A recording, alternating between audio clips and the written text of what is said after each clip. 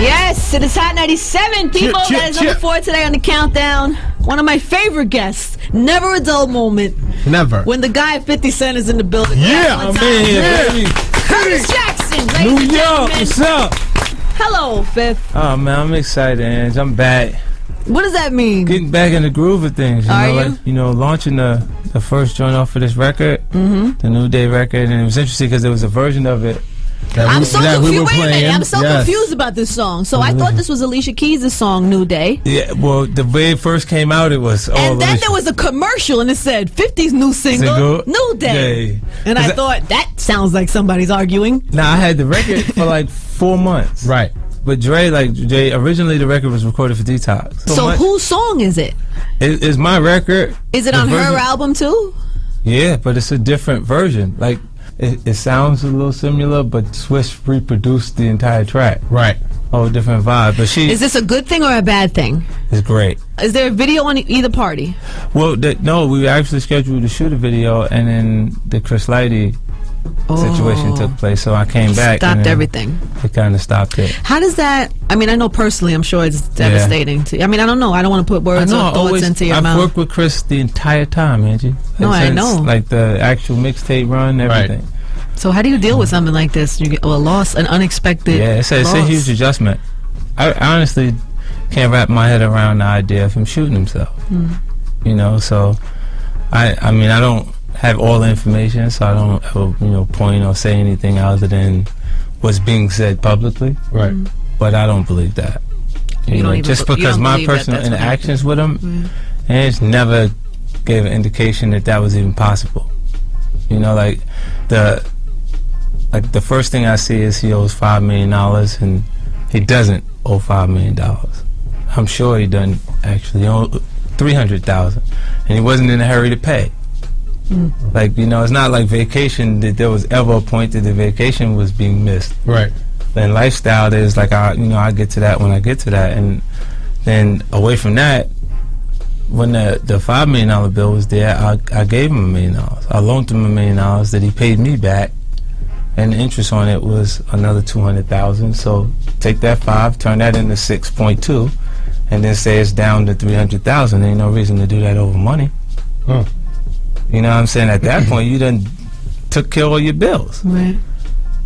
So it just, none of it made any sense to me, because of that. And then just all of the unanswered questions. Whenever you're in the gray areas because something ain't really right. How do you deal with that? Having those thoughts, like, is there anything you do, or you just? I try not to think about it. I try to move forward, because what's ill is, for me, I'll develop Anger. Yeah, and it's more like, because I'm used to responding to something. If somebody does something to me in any way make me uncomfortable, I respond by making them more uncomfortable. And then in this case, you just go, well, there's nobody to really offer that to. You just want to be mad, but then what do you? Yeah, who can I give it to? Who can you? Right. The energy. I get that. I totally get that. That's crazy. And then what do you do professionally? Like, because I'm sure professionally, Chris was responsible. Yeah. And then in the middle of the launch, like on the actual record, we pretty much put together the whole package of the marketing campaign. So now we got to bring additional people in, like, for even the building. The building is not that it's not sufficient, but it's not been the way we've done things in the past. Yeah, how could it be? It's always been outside of them. I have been thinking about that. Like, what's going to happen to Violator? That's over. It's over. To me, that's over. Like, there's nobody that could take that over. Yeah. Right. Yeah.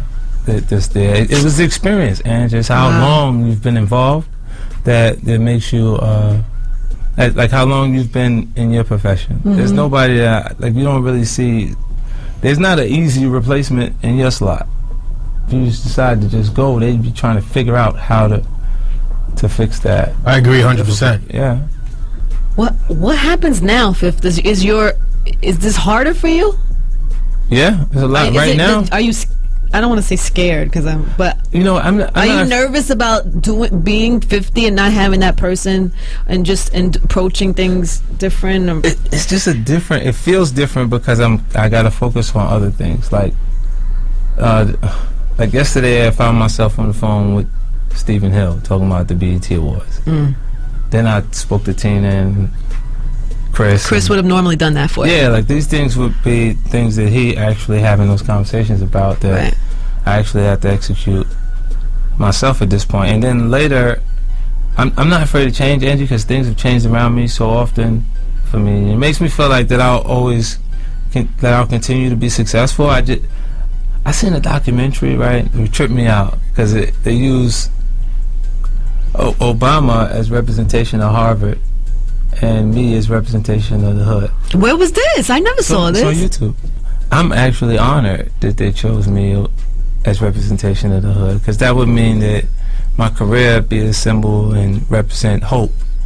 You know, for people that come from not so good backgrounds that they make it to be on the Oprah Winfrey show. Right. And without compromise. Without compromise. You did very well. I'm not even married. Listen, I want to talk about this Oprah Winfrey interview with you today.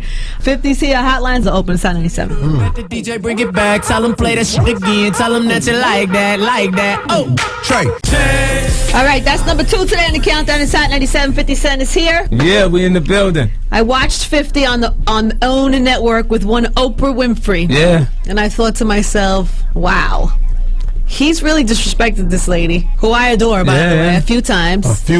And still made it on the show. Yeah. And look at them sitting there keying it up, giggling, smiling. You know what was really interesting? Like, I didn't know what to expect, actually. Right? I didn't like you disrespecting her. That bothered me. You know what I got? As an Oprah fan. But every time I saw the Oprah show, I just catch moments where, if it related to hip-hop culture, it'd be the mention of misogynistic lyrics. Yes, I agree. That pissed me. That was the one thing that always pissed me off. Right, or it would be the N-word or different things that would actually be without even an open. For somebody who was always open and so interested in people's conversation, she just was never interested in having that. Close the door. Yeah, it was like, this is my I'm not opinion. for that. I'm not for that. I don't want to hear about it. No, I get that. Okay, this is what we agreed. I get that. And. So if she don't like me, I don't like her. Right, because you know why? It's the whole concept is saying in order to coexist, if I can't be your friend, at least let me be your enemy. And that concept so twisted. Yeah, no, that concept suggests that it works for you. No, if you're a platform that you would see A-listers on, because it developed that type of importance to the culture, and I'm being held in regards of an A-lister at the present moment, but my content, my material, you don't feel is acceptable, so I won't be stopping by. Let me tell the audience that has put me in that position, it's because I don't want to come instead of you don't want me there. You're such a smart cookie. I'm trying. Because now you matter. Now you're relevant on that level. Right. So before she was willing to talk to me, right. So then what happened? So then you and Gail was cool. Yeah. Gail's mad cool. She's been up here. First. She's really cool. Very super cool. But that's Oprah's voice of reasoning. And then Gail went and was like, "You gotta meet 50." Yeah. And then I'm not sure you know exactly who he is. Like. So then you go there, and do you feel like? Are you sucking your teeth a little bit in your mind? No, you know what? At that point, it was like you're happy. I did it. It's too late. No matter what happens, I'm here. What you say? You know what I mean? I really don't care what you say to me right here. We here right now, right? You know what I'm saying? And it's one of those moments that I remember it. It's just an accomplishment on my behalf because there was no compromise to get there. But you're in a good place, kind of, right? Yeah, now, right? Yeah, I'm happy. That's why I started off even the project like that with New Day. It's pretty good. We should play it. Want to play it? Yeah, man. Every spend count. All right, and then what's happening with the album? I'm ready. I'm on the schedule for November 13th. Oh, you are? Yeah. Okay, so November 13th will be the album, and this will be on the album. Nice. This version. Yeah. And then there's, obviously Alicia, I have her version, and I hope she get moving. Will you guys do a video together? Yeah. Yeah. Oh, you will? Yeah, okay. Oh, so this is all clean and good. Everybody's friendly. Okay, good. All right, let's get to it. It's my bonus song. 50's here, everybody. It's Hot 97. Let's go.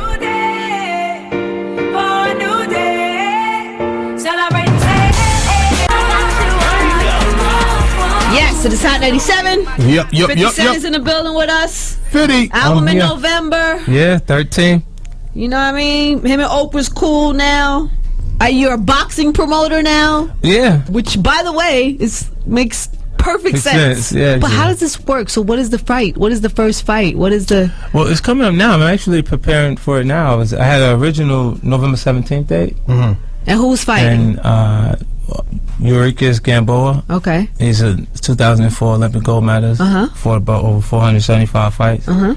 Real talent. And versus Juan Carlos Salgado. So your first fight? Yeah, and I want to fight in New York first. You should fight in New York. Yeah, I want to put on a show. We could do an after party. Everything. It'll be crazy. I'll provide the music for you, no problem. Yo, come on, Fifth. We'll broadcast live from the boxing event. We got to do that. I love boxing. This is very exciting. And would it really be cool is to merge hip hop culture. Yeah. Are they taking you seriously? Like inside, like when you're dealing with these like OG boxing you know people? What? Yeah. The smart guys understand that my business and away from music, the brand extension and opportunities, the fighters understand that Foreman made more money selling a grill than he did boxing. We sure did. I got 4 of those. All right, so in that, I bought about that many too. I got the little ones. I got 2 little ones. I got a big one. I got the one that stands outside in the balcony. And I promise you, I got a grill. I know you do got a grill. Unbelievable. All right, what are we playing? Oh man, I want to hear that I don't like. Where that Chief Keef at? Yo, really? You want to hear that for real? Really? Is that what you want to hear? I like that. Did you ever talk to him as if you talked to the guy? Yeah, I did. I got on the phone. Was it a good conversation? It was. What did you say to him? Can you share? I was telling him be careful. You know what I'm saying? And to kind of be aware of people that are starting to become jealous of that energy. Was he receptive to the conversation? Yeah, because he know I'm from. He know where I come from, so he can hear me a little bit. You know what I'm saying? That stuff Lupe Fiasco talking about, you can't hear that. Right. Lupe made a comment and said what Chief Keef is representation of, he's afraid of it. Is that why Lupe said he wanted to retire? So Chief was telling him he's going to smack him when he see him. Because he interpreted like he doesn't get that you're talking about what's happening within the culture in Chicago. Right. Because you keep saying his name. Right. He's internalizing like, you keep talking about me. I never said nothing about you. I don't even care about you. I don't even listen to your music. And you keep saying me. Did you help it? Or did you help diffuse a little bit? No. I was talking about other stuff that matters, Angie. That was minor to them. Like, to make that statement didn't mean anything. It's like Twitter. Twitter, yeah. Social media. Yeah, like they could take it way more serious than it is out of context and make it, like, crazy. The Interscope, there was some energy there in the building where they actually was thinking about dropping them. Really? Yeah, I'm like, you can't drop them. That's what hip hop culture is. It's an opportunity for you to make it from anywhere, man. You know what I'm saying? Like, if you're from the bottom right now, you can listen to this music that comes on, write something and make it, put them cards back they gave you and deal yourself some new ones. And only hip hop culture does that. Yeah, agreed. It was good talking to you today, honey. I enjoyed it. Always. I always enjoy talking to you. Good, I'm glad. I'm so glad we even got into relationships this time on my terms. All right. See, that was all right. I got there before she got there. That is a skill. Takes time for you to get this thing right, ladies and gentlemen. What are you talking about? No, I'm talking about how I've taken beatings in the past when I've come up here because Angie is aware of what's going on and she'll say things that the other interviewers don't say, and this is why you're in the position you're in. But you say beatings, but it's not. It was never beatings. It was never intentional beatings. When you actually come and it's difficult questions you don't actually want to answer, are delivered to you in a way that you feel like you were supposed to give an answer. Yeah, give an answer. Yeah. And then you say something and you leave and you're like, well, damn, I just spent 30 minutes talking about stuff I said I wasn't going to talk about.